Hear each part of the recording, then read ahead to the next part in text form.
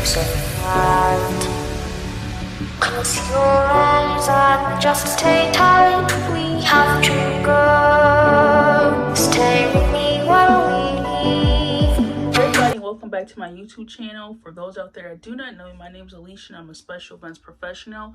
And here on my YouTube channel, I give you wedding planning and event planning tips and advice and inspiration and some tools on how you can achieve your big day without breaking the bank.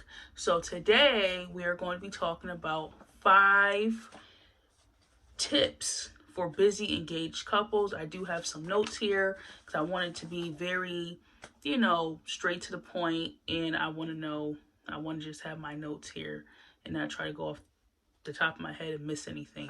So number 1, stay organized. It is important for you both to stay organized during this process. So that's why it's good to set time aside to really come up with a list, come up with a detailed plan on what exactly you both want for your big day. And that way you're able to delegate tasks like, okay, you make this phone call when you get a chance, maybe on your lunch break or before work, after work, whenever you get some free time, to call up this vendor and inquire about this product or service. And then I will start getting ideas for cakes and stuff like that and start narrowing down to like 3 options for cakes, designs and stuff like that. So that way we can start, making that choice of this is the cake that we both agree upon. So that is number 1, staying organized and delegating tasks so you both can know what is going on. And I also personally suggest that you both have checklists, like literally checklists, like you can do a notebook. I would suggest that you do a notebook, not no regular notebook, but something with some print and design or something on it that won't get lost in your day-to-day functions and your day-to-day paperwork, whatever it is that you have going on. You want your wedding planning notebook to pop and be like, hello, remember me? That's what you want to keep organized. And I would recommend that you make a checklist, that you keep your specific task on your checklist, and or you can make one list but still break it up. I wouldn't put it all on one page. I would literally have like one page of everything that needs to be done, and in bold letters put whose name is responsible for handling that task. And then on a whole completely separate page, that's what I would do, a whole list of that person's specific task, so they won't be confused trying to find their name, or maybe you guys have the same name, maybe your names are very similar. So that way on a separate piece of paper, this is what I have to do. Okay, this is what I'm worried about. I'm not worried about the front page. The front page is just both of our tasks, so we know what's going on. But this page right here is for me. I have to check this off. I am responsible for knocking this list out. This is how I contribute to this wedding with the stuff on this page here. So this is what I'm more concerned about. So that's what I would suggest for that. Number 2, again, share the responsibilities of the completed task. Like I just said before, that the checklist and the notebook, the colorful notebook. So that's what I would recommend that you do. So number 1 is stay organized. Number 2, share the responsibility. Number 3, stand as one. So what weddings or events, especially milestone stuff, other people, other family members and friends, they try to come into the mix. They want this done. They want to invite this. They want to help this, that, and the third. If you both want to just be y'all 2 planning and nobody additional, y'all need to come as one. If you find that this mother-in-law is giving, their son or daughter a hard time, you both need to, as respectful as you can, stand as one and join forces and say, no, this is what is going to be done. No, this is how it's going to be done. No, this is what I want done.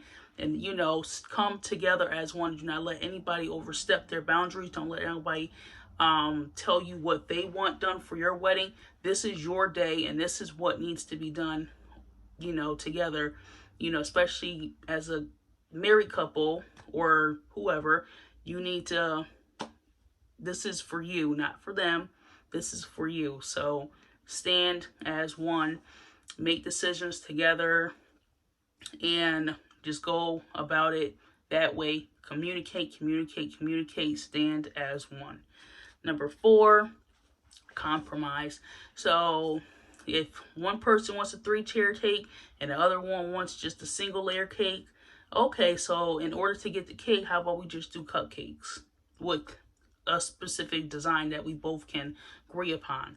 If you want to have an outdoor wedding, but this person wants to have a indoor wedding, how about we book a pavilion?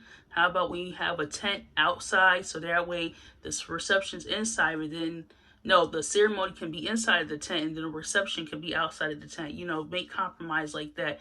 Maybe your spouse is a huge Star Wars fan and they want to have like a Star Wars theme. Okay, you get that and I'll get this. You know, you have to compromise and come as one and do stuff like, you know, y'all gotta work it out, work it out, work it out. And number 5, take a break. Take a break from wedding planning. Take a break from discussing wedding planning. Take a break from checking off and chipping off the stuff on your list. Take a break, okay? Take a break. Have a date night. Go on like a little weekend vacation, but still be mindful that you have something bigger planned.